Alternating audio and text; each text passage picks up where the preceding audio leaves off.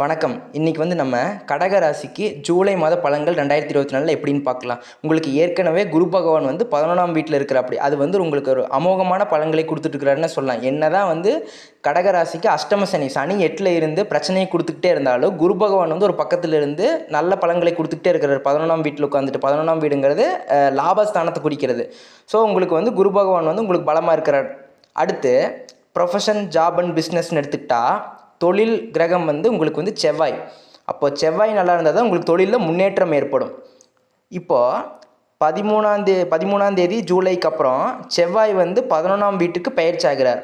Already குரு அங்கே பாசிட்டிவாக 11ஆம் வீட்டில் ஸ்ட்ராங்காக இருக்கிறார். அங்கே செவ்வாய் குருவோடு சேர்றப்போ குருமங்கள யோகம் உண்டாகுது. அடுத்து 10 கூடைய செவ்வாயும் 9 கூடைய குரு பகவானும் 11ஆம் வீட்டில் இருக்கிறதுனால தர்ம கர்மாதிபதி யோகம் உண்டாகுது. அப்போது 2 யோகம் 13ஆம் தேதி ஜூலைக்கு அப்புறம் உங்களுக்கு உண்டாகுது. என்னென்னா குருமங்கள யோகமும் தர்ம கர்மாதிபதி யோகம். என்னென்னா தர்ம கர்மாதிபதி யோகம்னா lord of 9 and lord of 10 conjunction ஆகிறது. அதாவது 9 கூடைய குருவும் 10 கூடைய செவ்வாயும் கன்ஜெக்ஷன் ஆகிறது தர்ம கர்மாதிபதி யோகத்தை உங்களுக்கு உண்டாக்குது அப்படின்னு சொல்லலாம். அடுத்து ஜாபில் இந்த மாதம் எப்படி இருக்கும் அப்படின்னா உங்களுக்கு ஒரு ஜாபில் ஒரு ஸ்டெபிலிட்டி கிடைக்கும்.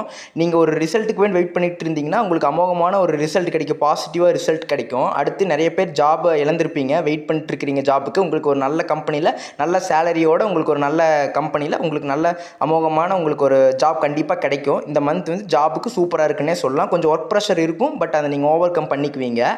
அடுத்து பிஸ்னஸ்ன்னு எடுத்துக்கிட்டால் எல்லாமே ஓகே தான். பட் இன்வெஸ்ட்மெண்ட் மேட்டரில் மட்டும் இன்வெஸ்ட்மெண்ட் செய்கிறதுல மட்டும் கொஞ்சம் கேர்ஃபுல்லாக இருந்துக்கிறது ரொம்ப நல்லதுன்னு சொல்லலாம். ஏன்னா சனி பகவான் 8ல் இருக்கிற அஷ்டம சனியாக இருக்கிறப்போ கடன் கொடுக்கறது வாங்குறது இன்வெஸ்ட்மெண்ட்டில் கொஞ்சம் கேர்ஃபுல்லாக இருக்க வேண்டியது உங்கள் பொறுப்புன்னே சொல்லலாம்.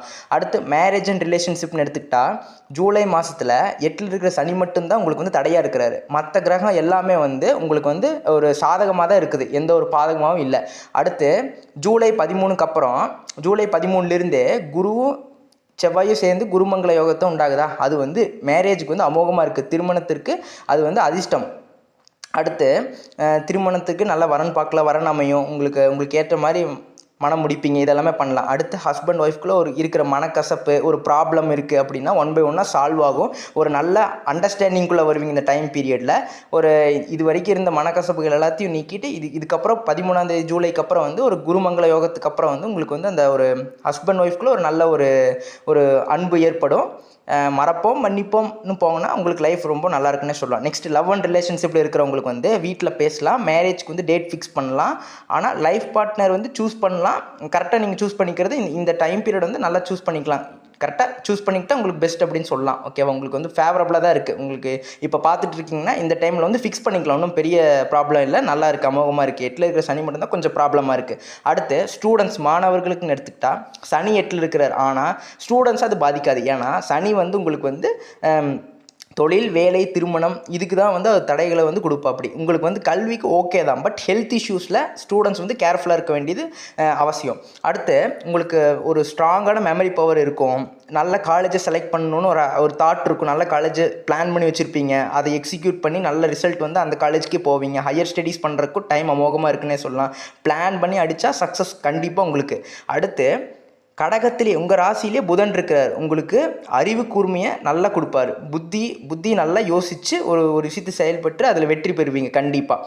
அடுத்து பெண்களுக்குன்னு எடுத்துட்டால் இல்லத்தரசிகளுக்கு 8ல் சனி இருக்கிறார். அப்பப்போ ஃபேமிலியில் கொஞ்சம் ப்ராப்ளம்ஸ் வரும். அப்பப்போ என்னென்னா மூட் ஸ்விங்ஸ் ஆகும், அதான் நெகட்டிவ். பாசிட்டிவ்னா அதை கடந்து போயிடுவீங்க. ஏன்னா உங்கள் ராசி அதிபதி சந்திரன் அல்லவா, அவர் ஒரு டியூவல் கேரக்டர் ப்ளே பண்ணுவார். திடீர்னு மைண்ட் செட். ஏன்னா அது மனோகாரகன் இல்லை சந்திரங்கிறது. அப்போ அது ஒரு மூட் ஸ்விங்ஸ் இருந்தாலும் அதை ஈஸியாக பாசிட்டிவ் ஓவர் கம் பண்ணி மூவ் ஆன் ஆகி போயிடுவீங்கன்னு அர்த்தம். அடுத்து உங்களுக்கு பிடிச்ச மாதிரியான சுச்சுவேஷன்ஸ் வரும். உங்களுக்கு நீங்கள் நினச்சதை சாதிப்பீங்க. உங்களோட ஃப்ரெண்ட்ஸ் உங்களுக்கு ஹெல்ப் பண்ணுவாங்க. சனி தான் விதி கிரகமாக, அதனால் 8ல் இருக்கிற சனி அஷ்டம சனியாக இருக்கிறங்காட்டி ஹெல்த்தில் கொஞ்சம் கேர்லெஸ்ஸாக இல்லாமல் கேர்ஃபுல்லாக உங்கள் ஹெல்த்தை பார்த்துக்கோங்க. அதே மாதிரி இந்த ஸ்டேர்ஸில் அந்த படிக்கட்டில் வாக்கிங் போகிறப்போ இந்த மாதிரி கேர்ஃபுல்லாக இருங்க.